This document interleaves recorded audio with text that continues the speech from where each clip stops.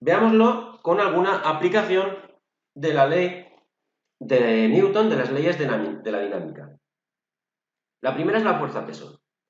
La fuerza-peso es la fuerza que hace la Tierra sobre todo objeto situado en sus inmediaciones, en su superficie. La fuerza de la gravedad, la fuerza gravitatoria. Si suponemos, aquí tengo un dibujo con un grupo de unos libros, la fuerza-peso está ejercida desde el suelo hacia los libros. Por tanto, el punto que siente la fuerza-peso está dentro en los libros. La dirección es la vertical y el sentido hacia abajo. Esta fuerza-peso es P minúscula y es el producto de la masa de los libros por la aceleración de los libros. Evidentemente, los libros caerán tendrán una aceleración, la aceleración de la gravedad, que va a ser G minúscula, 9,8 metros segundo al cuadrado. ¿Vale? Normalmente solamente nos damos cuenta de esta fuerza-peso, nos olvidamos del suelo. Pero claro, si esta fuerza-peso, P, es la fuerza que hace el suelo sobre los libros tienen que reaccionar. Los libros tendrán que hacer una fuerza igual y de sentido contrario sobre el suelo. A esta fuerza igual y de sentido contrario, la fuerza-peso, le he llamado P'. Son iguales, pero de sentidos contrarios. Iguales en módulo. Claro, ¿cuántas fuerzas hay aplicadas sobre los libros? Una, el peso. ¿Cuántas fuerzas hay aplicadas sobre el suelo? Una, P'. Por lo tanto, aceleran. Lo que pasa es que únicamente vemos la aceleración de los libros porque la masa de los libros es infinitamente pequeña comparada con la masa de la Tierra. Lo que a mí me interesa de momento es P y P' son fuerzas iguales, lo tengo aquí a la izquierda, tienen sentidos contrarios, pero se aplican a cuerpos diferentes y como se aplican a cuerpos diferentes, entonces son de acción y reacción. Veamos un ejemplo, la fuerza normal. ¿Cuándo aparece la fuerza normal? La fuerza normal es una N mayúscula, ahora la pondremos, y aquí te he puesto un libro, pero en este caso apoyado sobre una mesa. Claro, ahora un libro no se va a mover. Si el libro no se mueve, recuerda la primera ley. Si el libro está en reposo, si la velocidad es cero, si no hay ninguna fuerza sobre el libro, puede estar en reposo. Pero si las hay, cuando sumemos dichas fuerzas, la suma ¿cuánto tiene que dar? Cero. Bien, ¿qué fuerzas hay sobre el libro? Está el suelo en la parte inferior. Ahí su peso debe estar. La Tierra sigue ejerciendo fuerza sobre el libro. A esa fuerza que hace la Tierra sobre el libro le hemos llamado el peso. Y lo dibujaremos en el libro y verticalmente, dirección vertical, pero sentido hacia abajo. Esta será la fuerza peso, P minúscula. No es lo mismo que la cantidad de movimiento, aunque las siglas sean iguales. Vale, la fuerza peso, P minúscula, por tanto, es la fuerza que hace la Tierra sobre el libro. Claro, P' está, sí, P' es la fuerza que hace el libro sobre la Tierra. Acción y reacción. Por tanto, hemos quedado, vamos a poner aquí a la izquierda, P y P' son fuerzas de acción y reacción, iguales y de sentido contrario, y aplicadas a cuerpos diferentes. Perfecto. Pero fijémonos otra vez en el libro no se cae, el libro no se mueve. Luego, si no se mueve, ahora he dibujado una sola fuerza, pero la suma tiene que ser cero, tengo que dibujar otra. ¿Tiene que haber otra? Pues a toda fuerza que aparece cuando el cuerpo está apoyado en una superficie, se le llama fuerza normal.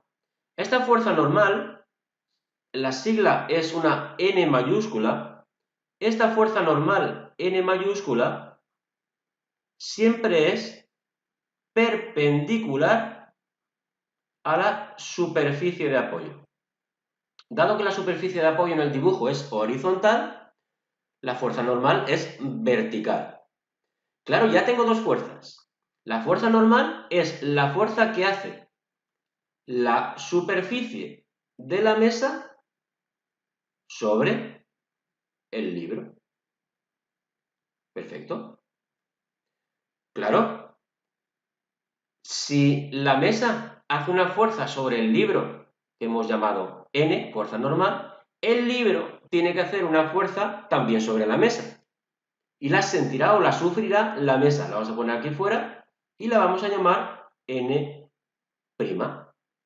Claro, N y N' serán iguales y de sentido contrario y por lo tanto también serán de acción y reacción. Claro, la fuerza normal la siente el libro. La fuerza N' la siente la mesa. Son cuerpos diferentes. Ahora fijémonos solamente en el libro. Vamos a poner aquí a la derecha. Si nos fijamos en el libro, sabemos que el libro está en reposo. Luego hemos dicho que la suma de las fuerzas es 0 y estamos sumando fuerzas que son magnitudes vectoriales. Si cogemos una de las fuerzas positiva, la otra fuerza debe ser negativa, van en sentidos contrarios.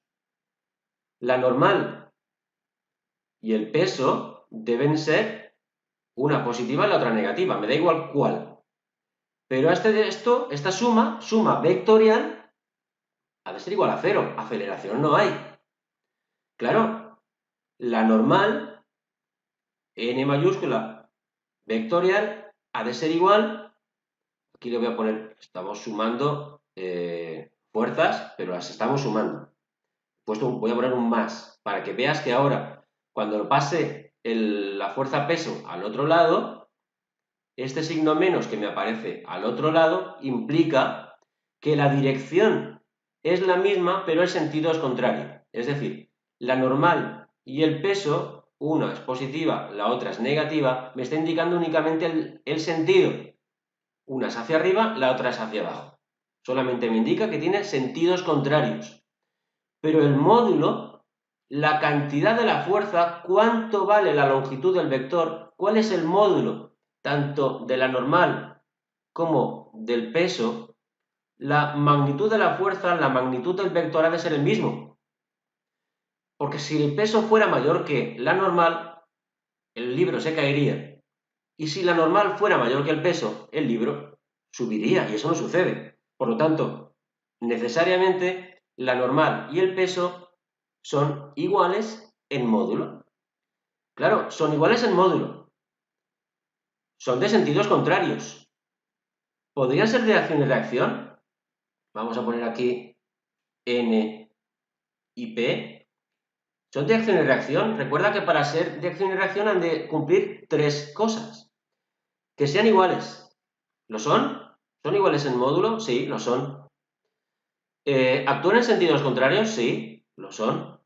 Pero el tercer factor no lo cumplen. Porque para que sean de acción y reacción han de estar aplicadas a cuerpos diferentes. Y aquí tanto la normal como el peso están aplicados sobre el mismo cuerpo, el libro. Por lo tanto, si están aplicadas sobre el mismo cuerpo, no pueden ser fuerzas de acción y reacción, aunque sean iguales. No cumplen la tercera condición. Bien, ya sabemos qué es la normal. Lo hemos aplicado al caso en el cual tengo el cuerpo apoyado en una superficie horizontal. Recuerda que la normal siempre es perpendicular a la superficie de apoyo. Si la superficie de apoyo es horizontal, en este caso la normal es igual al peso. Luego veremos un plano inclinado. Seguimos adelante. Vemos un poco qué es la fuerza de rozamiento. Para explicarte qué es la fuerza de rozamiento, tengo un carro de la compra lleno. Para moverlo, tengo que hacer una fuerza. Si hago una fuerza, la voy a hacer de izquierda a derecha. Esta es mi fuerza F, la que yo estoy haciendo. Claro, puede ser que no pueda mover el carro. Es posible, ¿no? Si el carro está en reposo, vamos a poner carro en reposo, Si está en reposo, la velocidad es 0. V es igual a 0 y por lo tanto la suma de las fuerzas ha de ser 0. No se mueve. Claro, pero yo hago fuerza. Yo tengo una fuerza ya. Si yo tengo una fuerza de izquierda a derecha y el carro no se ha movido, tiene que haber otra igual, pero de sentido contrario. A esta fuerza igual y de sentido contrario que impide que el carro se mueva es lo que voy a llamar fuerza de rozamiento F sub R. Y dado que el carro no se está moviendo, la voy a llamar fuerza de rozamiento estática F R sub E, fuerza de rozamiento estática. La fuerza de rozamiento, vamos a poner aquí a la izquierda, depende de la normal del cuerpo sobre la que lo estoy apoyando, la que lo estoy haciendo. Es decir, este carro está apoyado en la superficie horizontal. La normal sería vertical y hacia arriba, tal y como hemos visto en la diapositiva anterior. Y la normal va a ser, en este caso, igual al peso. Por lo tanto, si el peso del carro es muy grande, la fuerza de rozamiento también. Claro, puede ser que no mueva el carro. La fuerza de rozamiento es proporcional a la normal, pero no es igual a la normal. Tengo que introducir un coeficiente de rozamiento nu para poder calcular dicha fuerza de rozamiento. Es decir, es muy fácil calcular la fuerza de rozamiento. Calculamos la normal y lo multiplicamos por un coeficiente nu, que seguramente en los problemas que luego veremos nos lo darán o nos dirán cómo calcularlo. Claro, este coeficiente de rozamiento lo voy a llamar coeficiente de rozamiento estático. ¿Por qué? Bien, yo no he movido el carro, pero yo puedo intentar moverlo. Por lo tanto, yo aumentaré la fuerza. Si aumento la fuerza, puede que no lo mueva todavía. La normal es la misma, el peso es el mismo, luego lo que está cambiando es el coeficiente. Es decir, este coeficiente estático varía desde 0 hasta un valor máximo. Dado que el coeficiente cambia desde 0 hasta un valor máximo, la fuerza de rozamiento también. La fuerza de rozamiento no existirá cuando yo no haga nada, cuando no empuje. Pero en el momento que yo intento empujar, aparece la fuerza de rozamiento. ¿Cuánta fuerza de rozamiento? ¿Vale? Mientras pueda compensarme a mí, suficiente. Hasta un máximo. Por ejemplo, si yo supongo, voy a poner un ejemplo, que la fuerza de rozamiento máxima estática es de 50 newton, si yo hago una fuerza F de 5 newton, esta es la mía, la que yo hago. La fuerza la fuerza de rozamiento que intenta que el carro no se mueva dependerá de la mía. Si yo no hago, no hay fuerza de rozamiento. Si yo hago una de 5 newton, ¿cuánta fuerza de rozamiento ha de aparecer para que el carro no se mueva? La fuerza de rozamiento estática, dado que no se mueve, es estática, es de 5 newton. 5 newton a la derecha, 5 newton a la izquierda, la suma de las fuerzas es 0 y por lo tanto el carro no se mueve. Claro, no se mueve. Hago yo una fuerza mayor, hago una fuerza de 10 newton. El carro no se moverá, porque la fuerza de rozamiento que aparece en este caso va a ser 10.